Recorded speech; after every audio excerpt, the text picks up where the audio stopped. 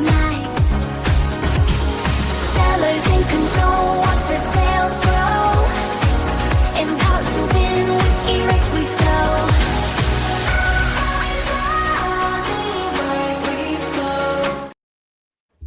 Hello, eRank. Happy Thursday. And this is an exciting one. I'm actually genuinely excited here. It's day 4 of our 10 days to a better Etsy shop, which so far you guys have been loving, and I've been loving. I've actually been inspired by it. But today is branding day, and we're super lucky because Starla, I don't know if I'm pointing at you. Starla is actually a really great expert at this, and you've done tons of presentations and webinars and talked about this subject.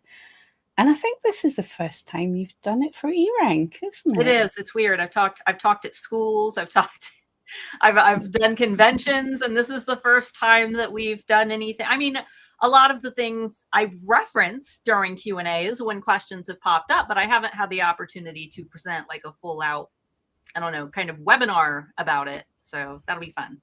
Yeah, so I'm excited to sit back and look. I mean, I've already been inspired by the stuff I've been reading, and I've been doing some little changes in my shop already based on that. So I think I'm going to come at it. I'm presenting. I'm sitting here with Starla. I think I'm going to come out of this inspired with new ideas. So we've got more people in the chat than I have seen live here in a long time. So, and that's just starting numbers. So we give it like 5 minutes and there will probably be even more, but let us know if you have done the challenge so far. We are on day 4 of the eRank 10-day challenge in celebration of eRank's 10th birthday.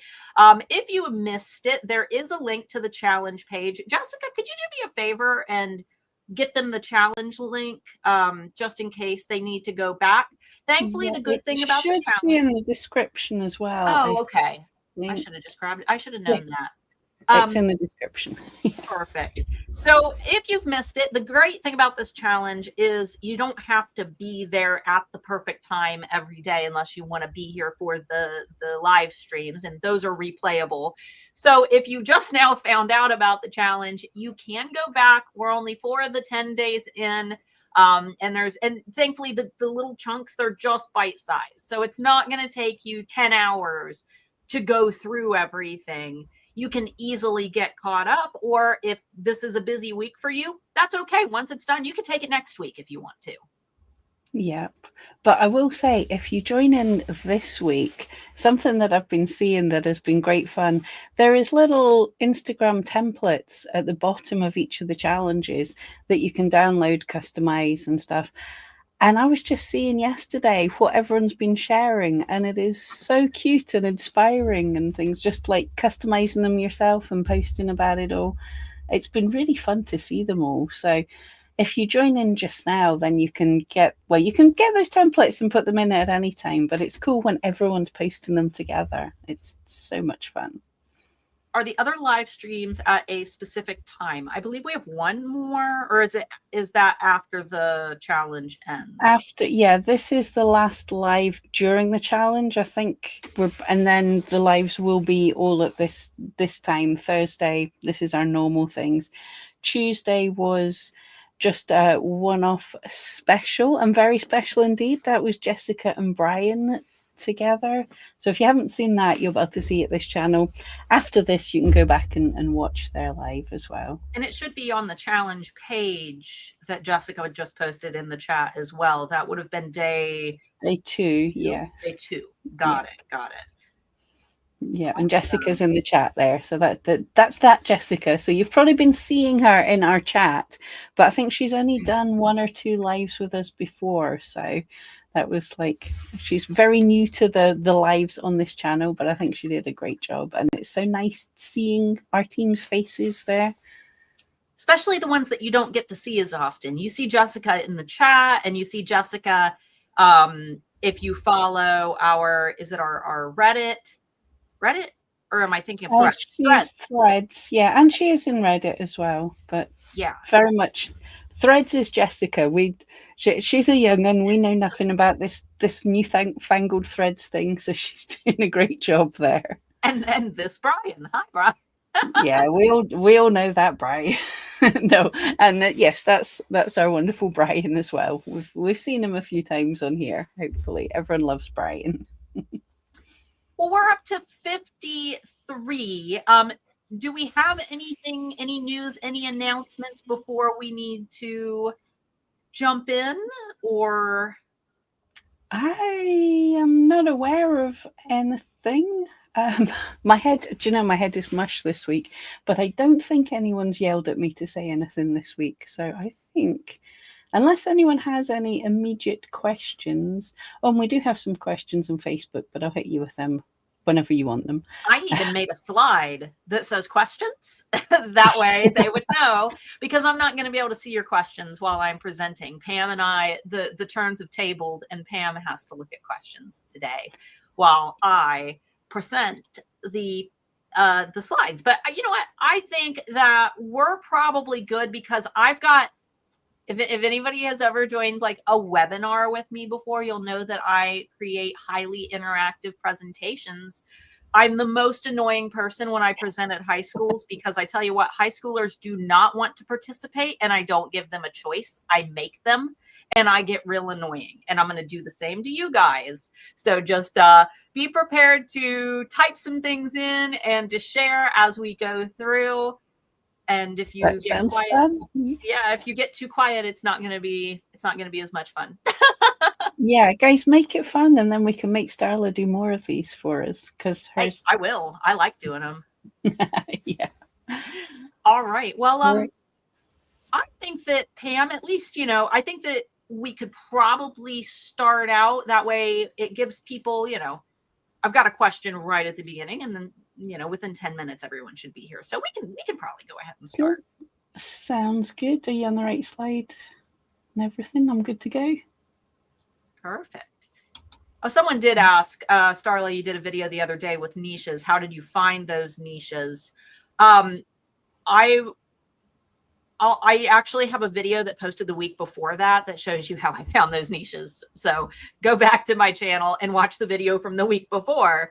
And because the week before I showed people how to find niches, and then the week after I posted niches, and everybody watched the video about the trends that I researched, but hardly anybody watched the video about how to do it yourself. So yeah, give go a and man watch a fish, that. teach a man to fish. And also last week in the live, we did a little tiny bit of keyword like finding trends as well live. I think that was towards the end of the live. So Yep. Yeah. Okay. All right. Are we good? Are we good to go? Let's do it.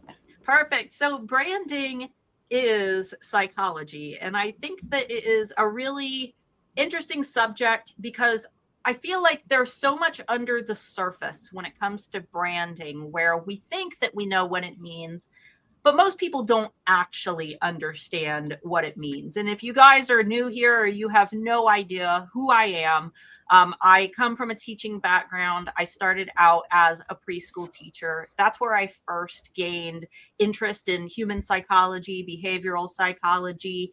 And then I later started researching neuromarketing. Now I'm beginning to research what is known as neuroaesthetics, which is a subset of neuromarketing, and it is extremely interesting and complicated, but I promise that I'm going to make things as easy as possible. So if all of that sounds like crazy brain science, this is not going to confuse you.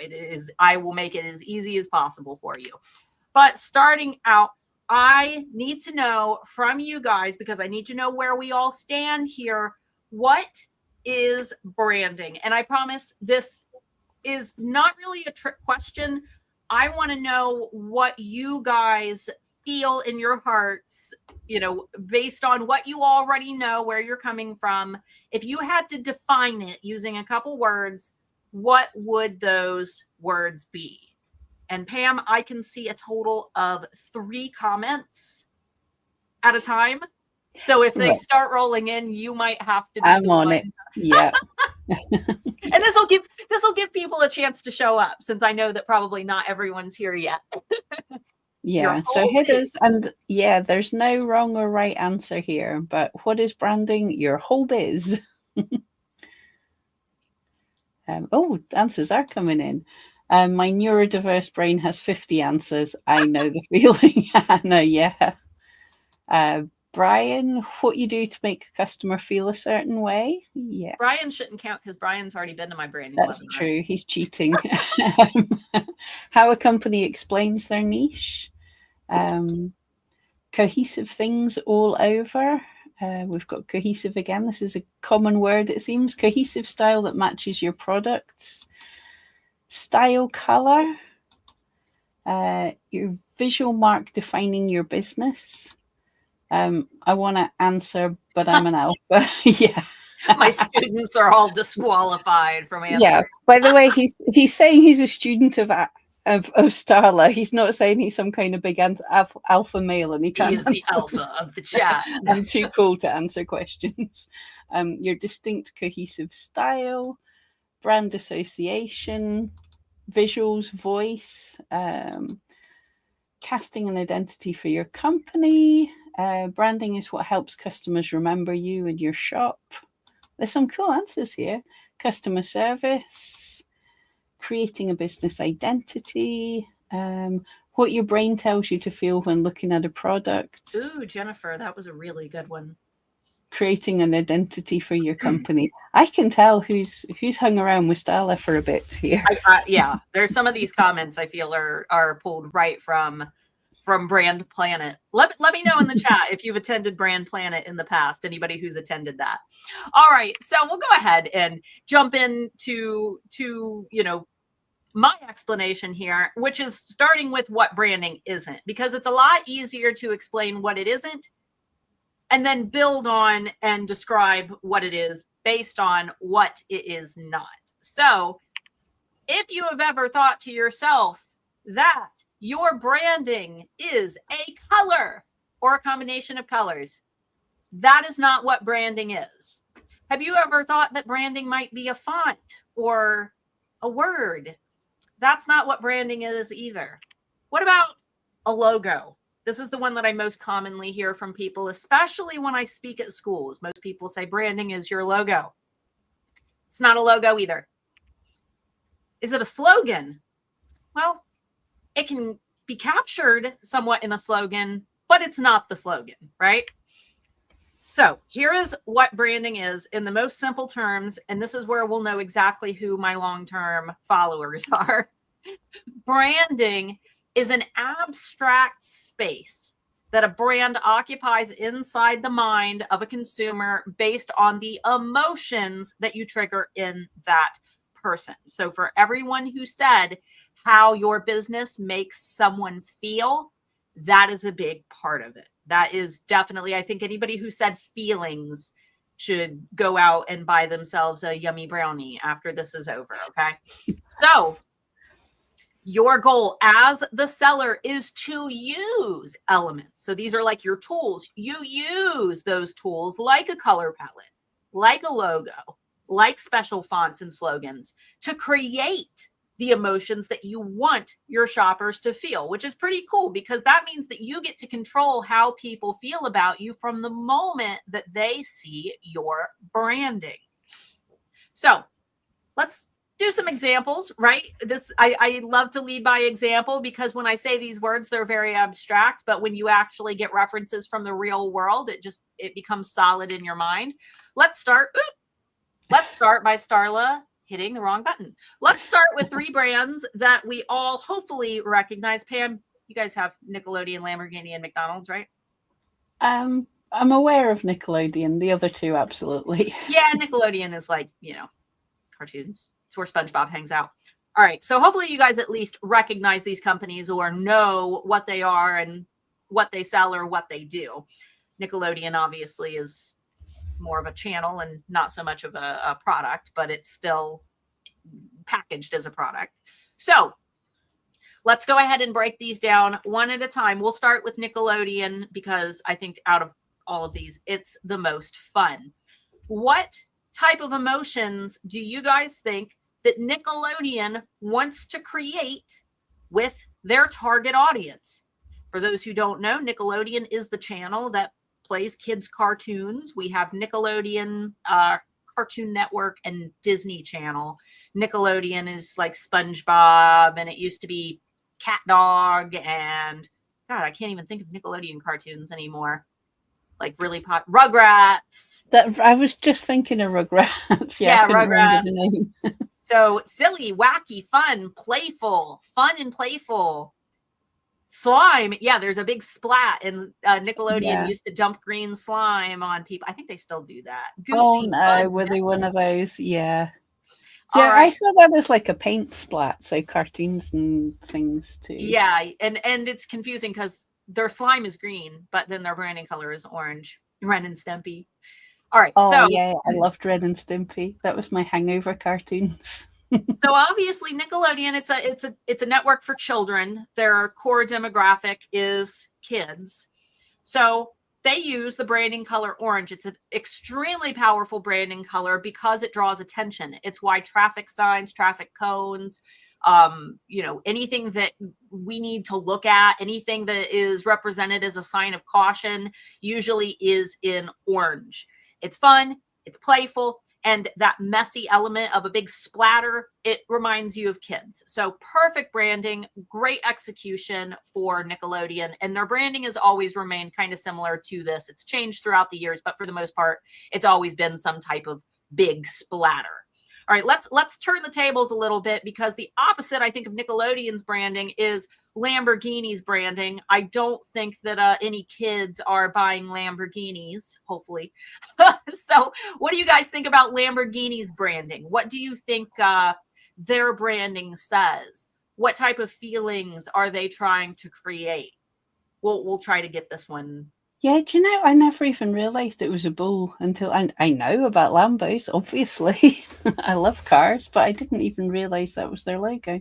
Why is it a Lamborghini and not a lamb? I'm assuming that Lamborghini is either a name or means something. Let's see. Gold equals chic, Yeah. power. That gold and black is quite a powerful combination, as well as looking a bit like a bee, but it's also a powerful combination. Stout, classy, class, gold, rich, fast, dangerous, powerful, strong. Totally different words than we used for Nickelodeon, right? So Lamborghini, they've got it down. Black and gold, that equals authority. If you see a Lamborghini logo on a car, you know, wow, they paid a lot of money for that. A bull, that means that it's powerful. You don't think of a lamb when you think of power. You think of something cute and soft. Someone who drives a Lamborghini, that's a car that goes really, really fast.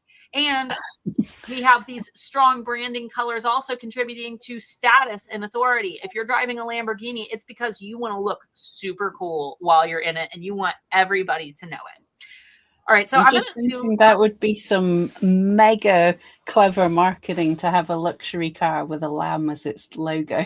Yeah. That would take some brains to spin that. Maybe if it was nice and like a soft car, you know, cute, feminine. Oh, Brian's saying Lamborghini was founded by a guy named Lambert, the surname Lamborghini. That makes sense. All right, lastly, one that I'm sure we all know, even if we want to pretend that we don't, we all know McDonald's. Why, though? Why red and yellow? Well, I'll just grab like the first 3 or 4 of you who comment. It's nice giving them time to ask, or to interact, because it means that I can take a drink. Absolutely. Need a break. Hungry. I don't think that, well, no, yeah, you're right. I was going to say, I don't think that's the branding, but yeah, there are colors that increase Ketchup and mustard. appetite. Ketchup and mustard's a good one. Yeah. Ooh, Pam, I'm about to learn you something. No, I think I know what you're about to say. My brain was like ahead of my mouth there for a minute. All right, I'll go ahead. I think that we've got some ketchup and mustard. That one's, there's some subtle subliminal communication there. But McDonald's, yellow is a sign of optimism. Yellow is happy. It's the color of the sun. It's usually used in, cheerful contexts. Red is attention, but it's also appetite. And I actually have firsthand experience working in an active psychological experiment in the preschool that I worked in. Each preschool classroom was a different color. The red room after, children had been in the red room, we were very easily and very quickly able to point out who had behavioral problems. And if we needed to correct that behavior, we took those children from the red room and moved them into the blue room. And we would move those way too quiet children from, those calmer rooms into the red room to kind of wake them up a little bit. But in the red room, everybody finished their plates. In the blue room, we had a lot of leftovers. And a lot of that is due to how our brains perceive different colors. Because typically in nature, red things are often, not always, often safe to eat and yummy, like berries, apples, things like that. And the arches are iconic. They're easy to remember. You don't have to be from any particular part of the world to be able to recognize it. It's not a difficult symbol. So yeah, that's all three of these are simple shapes. Exactly. That's another important thing. I actually did know about the red thing, but I forgot until I was halfway through speaking, because I painted my dining room red many years ago on purpose, because it's for appetite and conversation, and it's a good thing to have in your dining room. Yes, you should if you're trying to diet, you should always eat on a blue plate. Yep. Because anyway, I could go on and on about the colors forever. But let's do a quick quiz, because this is one that I've been seeing a lot lately on the internet. And I promise we are going to get back to the Etsy point. This all will tie in eventually, but we all have to be starting from the same place. So quick quiz. Let me know how passionately you feel about this one. McDonald's from a few years ago versus McDonald's now. I see posts about this all the time, and people saying, like, McDonald's has sucked all the fun out of their brand. But my question to you is why? Why do you guys think that McDonald's went from Ronald McDonald and play places and fun colors and all these cute characters, and then moved to this, whatever this is down in the bottom right corner, this dark, dreary look that they have? But I know which one I would want to eat in, interestingly. But yeah, I don't. Our McDonald's were never quite as colourful as your top left there. 2020 pandemic, gray is in trend. They want to be taken more serious. That's exactly it. Their target audience has changed. So previously, they wanted their brand to be for kids. They wanted it to be a fun place where parents could take their children. They wanted it to be a family-oriented place. But here's the thing, especially here in the US, where child obesity is a huge problem, and they were put under fire after the film Super Size Me came out.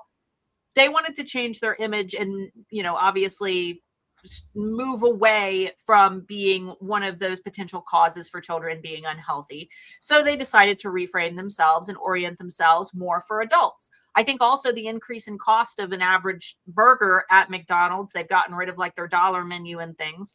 I think a lot of that has caused them to want to look more upscale. They have often stated that they want their atmosphere to be more mature and to be more similar to a cafe, like even going and sitting in a Starbucks where people could bring their laptops and work. I don't really go inside fast food places. We're usually traveling if we need to eat fast food. But the few times I've been into these newer McDonald's, they usually have charging stations for your laptops. I've been to some that have Tesla charging stations. So you can really see how they're trying to adapt themselves more to this modern audience. Whether you like it or not, I tell you what, I much more prefer the fun colors and all that. But hey, if it's nostalgia for you as a kid as well, that's a different thing.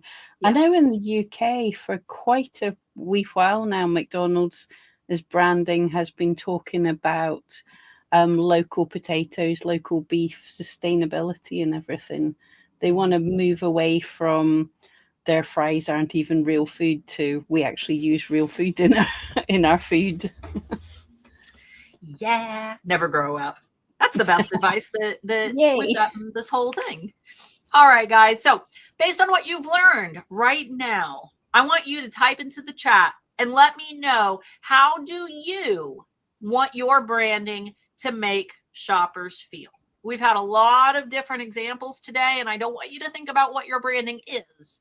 I want you to think about what you want people to feel about your brand, because you get to pick that. And that's so powerful. And I think that so many businesses just pick the pretty colors, the colors that they like. Well, blue's my favorite color. Well, I like pink. We should be thinking more about, how do I want my customer to feel and what color ties to that feeling? So let me know, what feelings do you want people to associate with your brand? Don't pick too many, because the more feelings we try to create within somebody, the more confusing it gets. I mean, think about like when you were in school and how stressful it was when you had way too many feelings about everything and everything felt like a crisis. It probably wasn't the best time in your life. Let's see. Happy enough to smile, comfort quality, calm and homey, trustworthy, authoritative, and genuine. Despite the cost, best quality. I'd pull out the despite the cost. I would just go with best quality. Stand Sure. up for Yeah. yourself. You don't need to say despite the cost. Don't outline the negative. Be an authority when it comes to the positives. Charming, sweet, and friendly. Got elegant, refined, quality, high end, welcome, feeling unique, quality, friendly, charming, sweet, and quality, comfort, feeling of home, safe. A lot of you have cozy, comforting shops, and I think actually that is a really good thought for just now. Definitely. Oh yeah, absolutely. Especially because everybody is seeking comfort right now. Yep. So quality, diversity, trust, friendly. Ooh, diversity. Brian, unique, comfort, dark is happy. Yeah. And we've got another one, spooky. That's perfect. So think of colors like a toolbox, and you get to pick exactly what tools you're going to use to create the emotions that you want to create. So let's dig into our little emotional toolbox, and let's try, based on what you've typed here, don't forget the words that you've given me, let's try to see what your branding colors should be based on those feelings that we want to create. So we're going to refer to this little handy dandy color wheel that I totally did not find on Google. I wasn't going to make one of these. That would take too much time. But let's look and pick a random one from the chat. Just pick a random comment based on the words, and let's see if we can find their colors. Let's go with the funny, witty humor, because it's right in front of me. Sure. Pop that one up on the screen, and that way I don't forget. There we go. Funny, witty, and humor. So let's take a little look around. I think that funny could be tied in anywhere in the yellow and orange. Funny could be tied to youth. It could be tied to enthusiasm, happiness, fun. I think that witty could also be tied into these. Yeah. So I would lean into a nice warm branding color if I were you, but I would also balance that with a neutral, like a black or a white, similar to how Nickelodeon chose orange. But then they also countered that with a little bit of white as an accent color, as their color that they use for their actual brand name. Go ahead and pull up another one. Should we try a little different way? Because Four-Legged Designs had said my brand is pink and yellow. So should we see what they're saying? Sure. So what did they originally give us emotions? Let's see. Nope. Let's tell them what they're saying, because that can be a problem. Is people, I've done it myself. You pick your colors, but what are you actually saying to your customers? Right. Yeah. So would you define your brand as being creative? I think that there are a lot of brands tied to creativity that already brand in pink. Femininity, so the Barbie logo. But there's also Baskin Robbins, the ice cream company, utilizes pink. There's gratitude, respect, calm, intuition, and softness. I could definitely see softness for your brand. Let's see. And then yellow, positivity, joy, happiness, fun, warmth, curiosity, and clarity. again, all things that I could just from at least your photo, I could tie to your brand because I see a cute little kitty and a cute little puppy. Yeah, that's an interesting mix, but it definitely works, doesn't it? Softness and fun and happiness. Yeah. And Brian said accents are boring. Neutral blacks and whites make for a fun color palette. And that's where authority speaks, because when you see a brand that only brands in black and white, they are a brand of authority. Same with gray. Gray is also very timeless. We see that with Apple, for example. Wikipedia's branding color is gray. So we have a little bit of that wisdom. Black we see in high status brands like Adidas. We see that with Sephora, the makeup company. Let's see. My brand is purple and orange.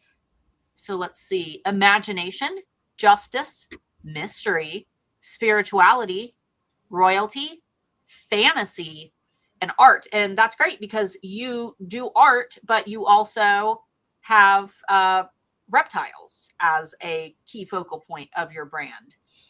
And then purple and orange, let's see, pleasure, enthusiasm, original, youth, freedom, emotion, and optimism. And then, this is not a full list of every color. These are some of our primaries, but if you want to lean into things like brown, I'm seeing natural warm colors. All of these have their own associated feelings. So the main thing that I'm trying to express here is that when it comes to your branding color, first of all, identify the feeling that you want them to feel, and then find the color that matches that.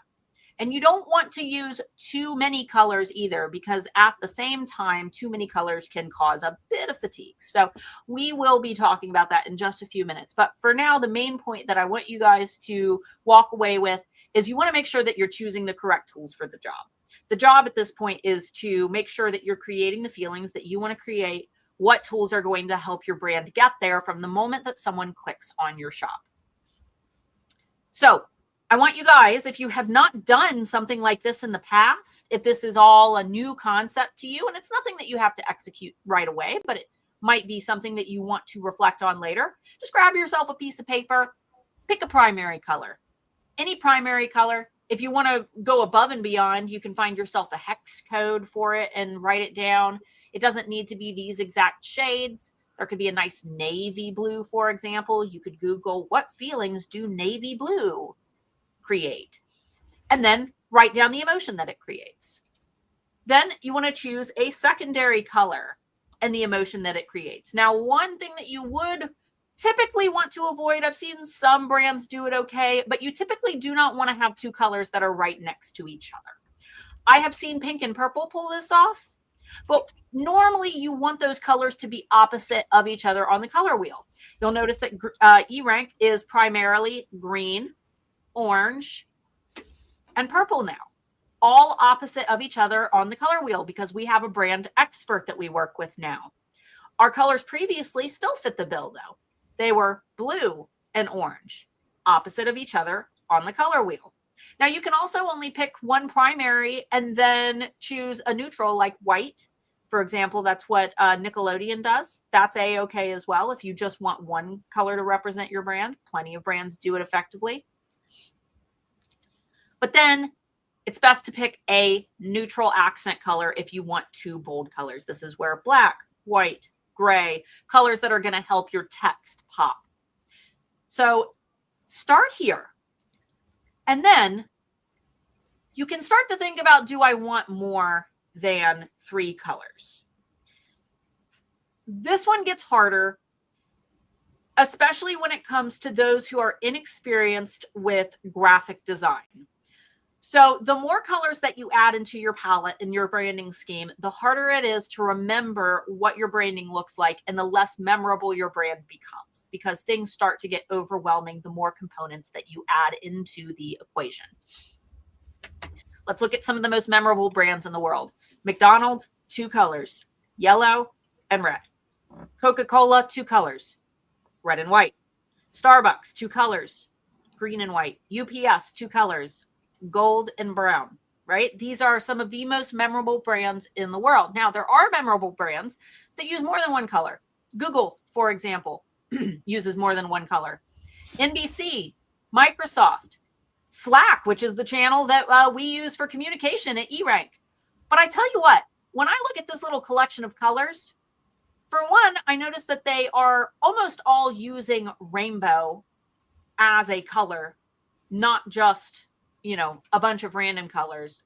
And for two, almost all of them have some additional accent color that is assisting to hold up some type of logo.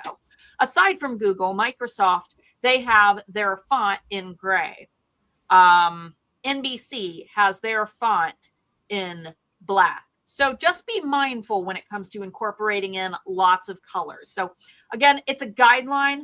There's seldom black and white advice when it comes to branding, and a skilled designer may be able to incorporate more than 3 colors artistically, like some of these that you've seen. But if you are more inexperienced, if you don't have graphic design experience and you're trying to wing this on your own, fewer is better, because it's a lot easier for you to create something memorable. And I dare say that a lot of the logos that I see here, I don't recognize them. And I've probably come across them at some point in my life, but I dare say that the slide previous is way more memorable with UPS and McDonald's logos than, I don't know what some of these brands even are. It's interesting seeing them all side by side like that, though. All the ones that are going for lots of colors, they're almost all the same saturation, brightness, strength of color. Nobody's doing a pastel rainbow or something. So if you're going for a lot of colors, it's because you want to smack people in the face with a lot of colors. Like a crayon box. It looks like your primary colors in a crayon box. Yep. All right. So let's talk about how you actually apply all of this to Etsy itself, because I know that Etsy doesn't, you know, give us a whole lot to work with, but they do give us a decent amount. So we've got multiple places in our shop where we can, thankfully, execute a little bit of branding. And there's one that I didn't add here that Etsy added recently for Etsy Plus members, which is selecting that color that goes under your banner as well as down in your about section. So I left that one out, but we'll talk about it here in a few minutes. So your banner, that's the most important, because it is the largest piece of customizable real estate that we have in our shop, and it's the very first thing that people see. Within 7 seconds, and I dare say it's probably less, but 7 seconds are on average how long it takes the average person to form a first opinion. On an Etsy shop, I can almost imagine it's probably less, because if you actually sit and count for 7 seconds, 1, 2, it's a long time. 4, 5, 6, 7. I don't know about you guys. I would have scrolled already. I don't think the internet lasts for 7 seconds anymore. No. So that's why a banner is very important, because we are able to splash them with our color, our imagery, whatever it is that we want to tell them. And then we have our shop photo. I'm going to say that's the second most important, primarily because on mobile, it is something that they're going to see relatively large. And at that point, that will be the largest piece of real estate. And I believe it was, 43% of checkouts during the last quarterly report were through mobile. That's a significant number. So shop photo, also very important. Your product photos. This is important as well. What background are you using? How are you styling them? I'm not saying that if your branding color is bright orange, you need to have a bright orange background for your branding colors, but it should still fit the feeling. If your branding is supposed to be cozy, your photos should also look cozy. If I'm buying baby clothes, I don't want to see baby clothes laid out on hard black marble surfaces. That is not something that says warmth and cozy to me. That is cold and dark and scary, and that's not somewhere I would want to put a baby. Listing infographics. Oh, wait, I missed product photos. Product photos, background and stylization. I guess I didn't. Listing infographics. So these are the images that go in your listings where you add a little bit of text. So maybe this is you talking about, you've got a listing photo with your shipping time on it. You can brand that in your color palette with the imagery that you use, with the fonts that you use. Maybe you want to make sure that you put on there your care instructions for that product, and you want to have a slide that says, how to take care of it. I would make sure that that's also branded. Your about section. So not just your visuals, though your visuals are important. This is talking about making sure that you're adding in shop photos or about section photos that match the tone of your brand. If your brand is all about loving and protecting animals and you've got, you know, shirts about veganism, it might not be a good idea to have a picture of you enjoying a big steak with your husband in your photos. So just be very intentional and make sure that you are showing the lifestyle that your brand also represents, but also the way that you speak and you type out that about section. And I'm going to talk about that in a few minutes as well. Packaging, this is going to be your inserts, the tissue paper that you wrap your packages in. You can usually buy colors that match your branding color, plus all areas of social media marketing, cover photos on your social media accounts, your little story highlights on Instagram, whatever it may be, make sure that it all aligns. Because the goal here is to build cohesive branding elements that reinforce those feelings and the overall quality of your business, and then use them across all areas where your online presence touches. Anything that you do online should all align perfectly. It's why when eRank rebranded to this green color, everything turned green. Social media's turned green, the website turned green, everything made that shift. So I always like to talk about how branding is like a song. And I have a fun little story to go along with it. So just stick with me. Imagine that every single day on the way to work, a certain song played on the radio and you kind of like it. You're bobbing your head. You enjoy it. And then at your desk at work, you're humming it. You don't quite remember the words, but you know the tune of it. And then on the way home, you hear it again and you're kind of mumbling the words and you're hoping that nobody can hear you in the car next to you because it sounds awful, but you're figuring it out, right? And this happens every day for a week. By the end of the week, you're going to have all the words memorized. You're going to be singing it every day. You're going to have downloaded it or you're listening to it and streaming it on Spotify. It just turned into your new favorite song. Now, I ask you a question. The big fat butt. What if every time you'd heard the song, the words were different? For 1 week, you heard that song, but every single time you tried to mumble along with it, the words changed. Branding is like a song because in order for it to be remembered, you have to sing the same tune, which is your colors, your fonts, and your style every single time that you sing it.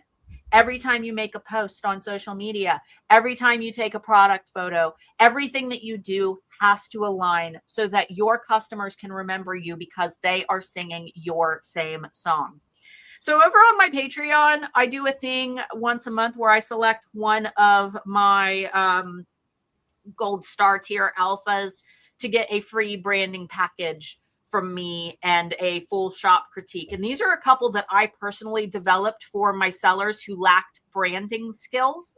And I gave them some ideas for palettes and things based on what they made.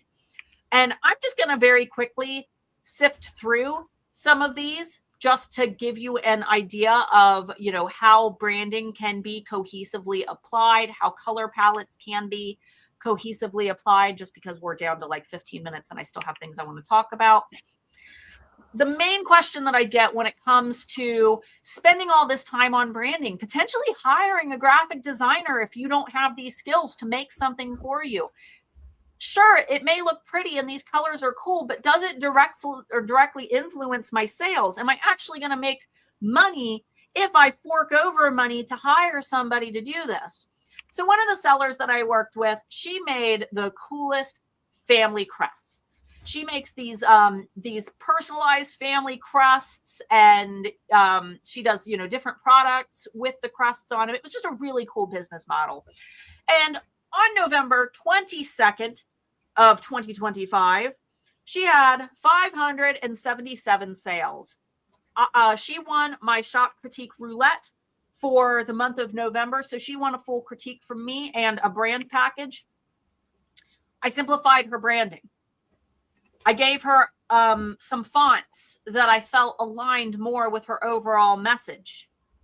I gave her a slogan that she otherwise did not have, which is timeless crests for lasting legacies. And as a result of that, she went from, what did I say, 577 sales to 769 sales as of January 13th when I put these slides together.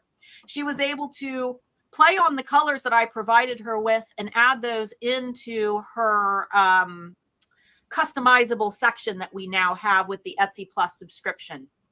Colors are so important for converting our customers, making sure that your branding aligns with the message. And for her, her branding wasn't bad, but to me, it didn't scream like medieval family crests. It almost had a fun, whimsical scrapbook appearance to it. Whereas this branding, I felt, was very powerful. And clearly the sales show that it's working for her ideal target customer. Yeah, so, with her old branding, I wouldn't have had much to complain. I mean, it was very nice, but that's quite a difference. Yeah. And when you control that branding intentionally, you control your shopper's emotions, which establishes connection and trust. Now people know when they look at her shop, wow, I feel like I can trust you more because I am connecting with the brand that you are presenting to me. So I've got some action steps for you guys if you're taking notes. First of all, I want you to choose just 3 colors based on the emotions that you want your customers to feel. All you have to do is Google branding, colors, emotions, and you can get a big list of them if you want to look at something like what I presented today. Or just Google your specific color, navy blue, and ask for what emotions it ties to. Then after you've chosen those 3 colors, I want you to skillfully execute those colors consistently throughout your shop, your front-facing pages like your social media, and your marketing. Now, this is consistently, but it is not all at once. This takes time. You're not going to be able to probably do this overnight. If it takes you a little bit of time, that's okay, but always work towards refining your brand until you get closer and closer to everything being consistent and cohesive. And then Mary saying, this is what you just did was so much better and I hate mine now. I feel the same. I had some ideas that I was going to be doing and now I'm like, is that really good enough? Maybe not.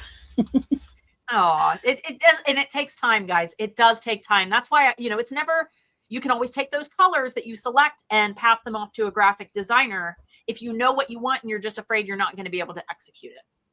And then using language that supports the emotions that you've chosen in any written areas of your shop, like your about section.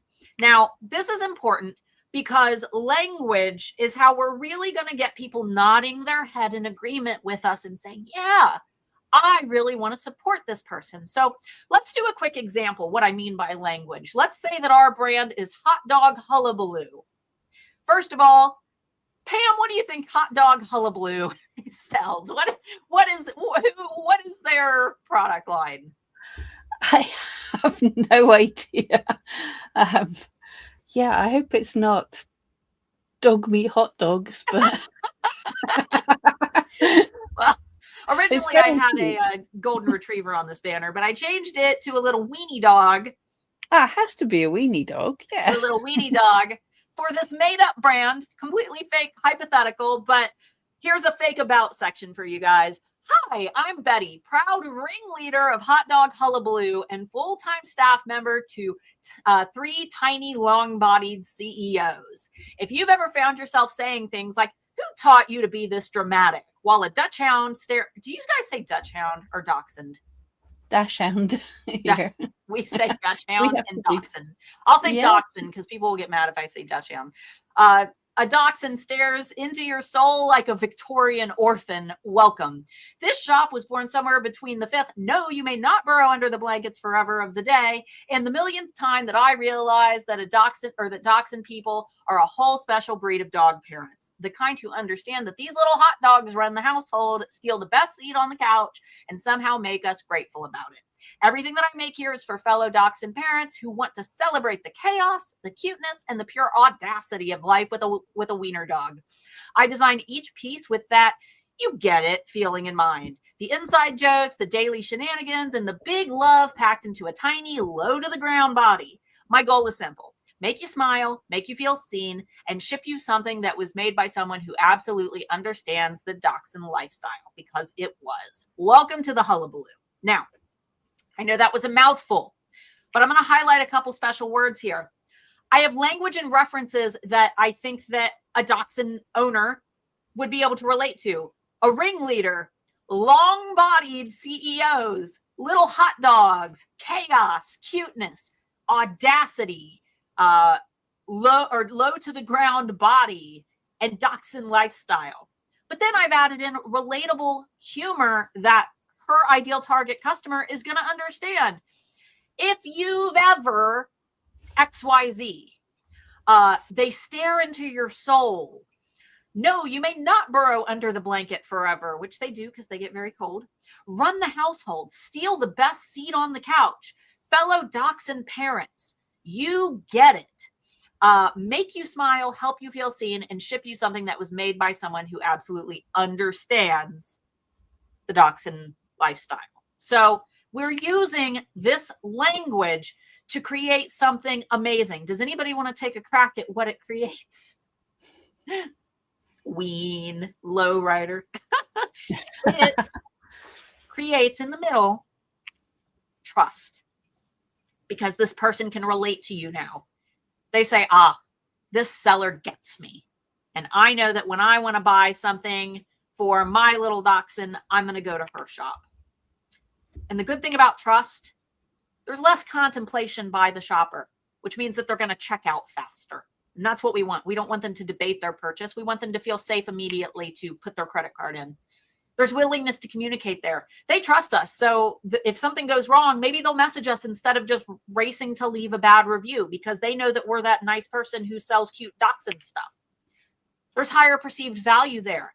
You are coming off as more valuable, which means that you can support higher pricing for your products. People will be willing to pay more for them. There's desire for them to share their experiences shopping with you, which means more good reviews, but maybe they'll be willing to tell all of their friends or tag you on social media. And all of that together creates trust, which brings people back to buy again and again.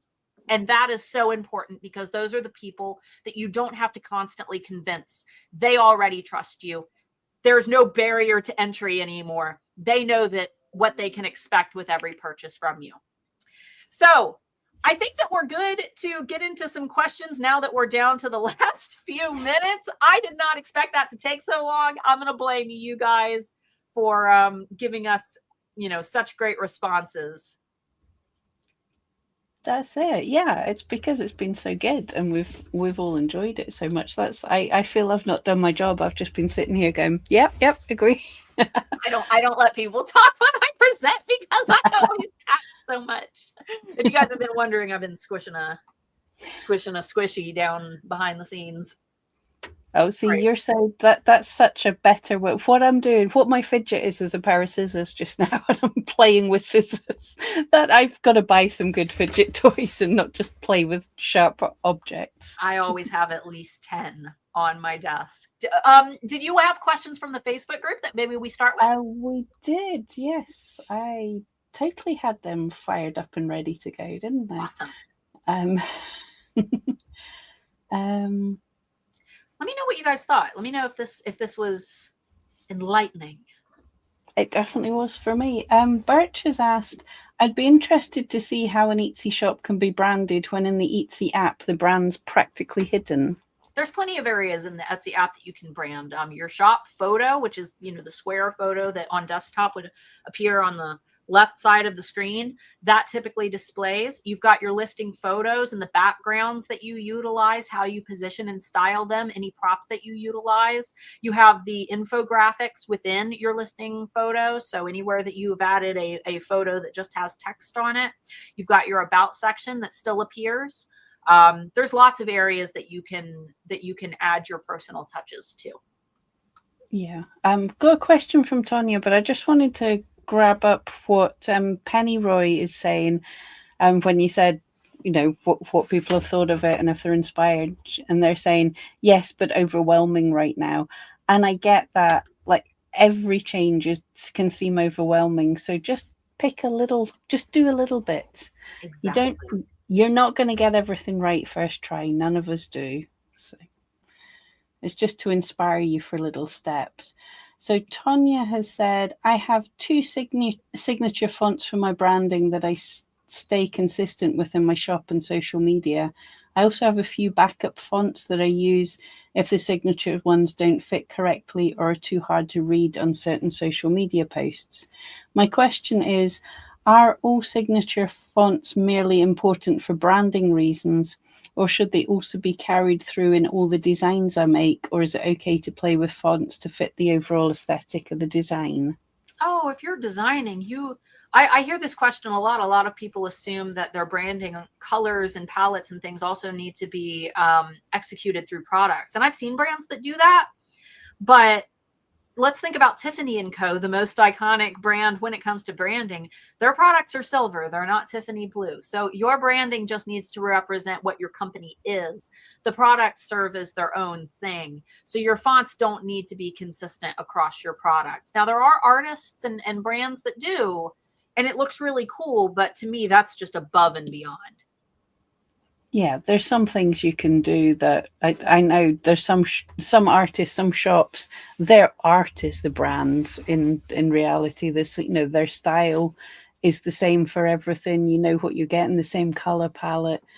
They just have looked into something that's so cool. But for most of us, no, you can play around with different designs so long as it speaks to your niche. Was that it from Facebook?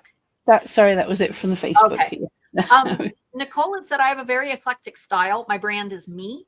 I'm having a hard time translating that to my branding. I feel that it's cohesive, but I'm not sure it's being perceived that way. So I'm gonna say something that you might take as controversial, but just have a think with me. Is your brand for you, or is it for your customers? Really think about that. Is your brand for you? And is it something that is meant to make you feel good, or is it designed to serve another person?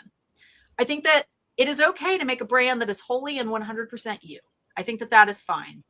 But I do think that when we 100% position our brand as something for us, we lose sight of catering to the needs of the people that we're setting to appeal to.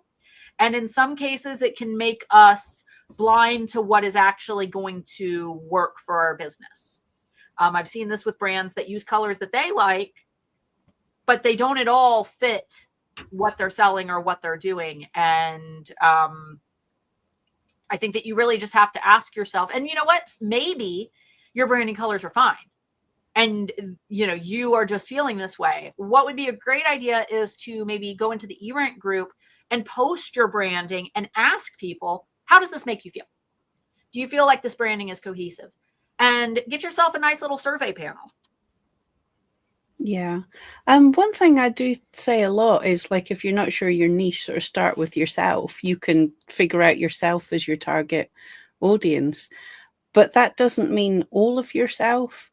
Like, my shop is about the animal loving part of myself, which doesn't translate to putting all the bright colors and perhaps gothic music and all the other things. There might be a few other people in the world that are exactly the same as me, but I'm wanting to speak in my shop to the ones who are the animal lovers in that certain way. And in fact, I want to focus down even a little bit more. So it's still me, but it doesn't have to be all of me. There can be little bits of me that are elsewhere. Now, Nicole had said, for customers like me that love custom cute tees. See, cute tees isn't a niche. That everybody wants a nice t-shirt. Now, what you said under that, with a country flair, that's a niche. I don't care about the cute t-shirt part. Everybody needs a cute t-shirt. Everybody wears a t-shirt. You can't appeal to everybody, but it's finding that niche and that thing, that very special thing that makes you unique. The country flair, that's your brand. So eclectic with a country flair, that could be a slogan. Eclectic with a country flair. And then you got to find colors that you feel relate to eclectic with a country flair. So eclectic could be, a couple crazy fun colors. That's totally fine, but it should all tie back to that primary thing, the heart of what your business is. And if it's the country flair, that's your thing. Cute tees, that's generic. Tons of shops have cute tees. Latch onto the thing that makes it unique.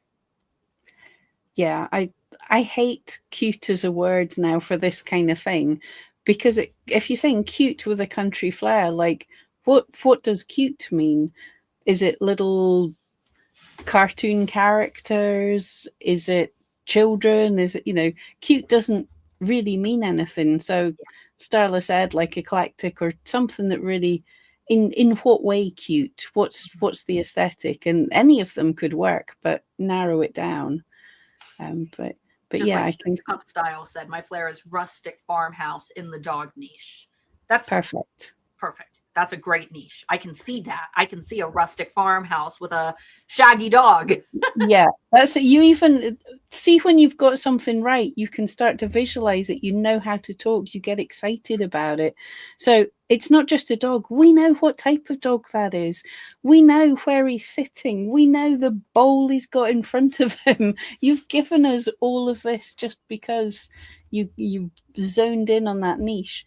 And with these things, you're not putting other people off. You're just speaking very strongly to the people that are right for you. What would you say would be a niche for someone selling quilting fabric? Well, who is that person? Who is your ideal target customer? That's what your niche is. That's your grandma. Grandma, or just a crafter, someone who wants to bring back the nostalgia of having grandma's quilt on the bed. Someone maybe, it could be a younger person, but they value the nostalgia. Absolutely. But yes, it's nostalgia. So you're looking at, older, but not shabby things. So yeah, I think it's important. Who's the person you're wanting to speak to there? Is it grandma or is it a younger crafter? And that idea of nostalgia will be slightly different and it will give you different ideas. Yeah. All right. Well, I think we're kind of at the end. Hopefully you guys enjoyed this. Hopefully these have been helpful so far. We still have how many days left? 6 days? Yeah, there's tons more. So if you haven't joined up, it's never too late. Even if you're watching this 6 months from now, it's not too late. But if you want to join up when everyone else is doing it, now is the time.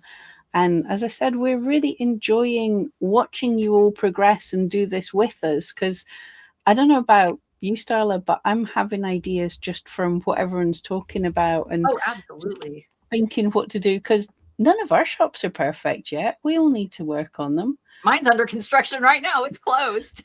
Exactly. Yeah. And I had some cool ideas in the past week or so. Don't know if I'll be able to translate them. I might give up on them, but I've had some cool ideas already. All right, guys. In case you missed it, I put the link in the chat. We are currently in day 4 of the eRank 10-day challenge in celebration of eRank's 10th birthday. So every day you guys get a new challenge prompt to help, provoke some new thoughts or take some cool actions. Not a lot of action steps in today's lesson. So if you need to go back and grab those, you can always just jot them down and fill them out when you have a little bit more time. If you've missed the other days of the challenge, you can always go back. This is not like a strict deadline thing. You can take it anytime, but we're going to be doing a new prompt every day. And then what is it, next upcoming Thursday we'll be doing our final live stream? I think so. My brain is mush just now, so I'll have to check what we're doing, but I think we'll be here next Thursday for whatever, but we'll just the 22nd. So it'll be Thursday, and we'll be able to answer your final questions and sum up the whole event for you. Yeah. So thank you so much all for joining us. This has been actually so much more fun than I expected. And we're only 4 days in. So I know. See you later. Bye, guys. It wasn't easy.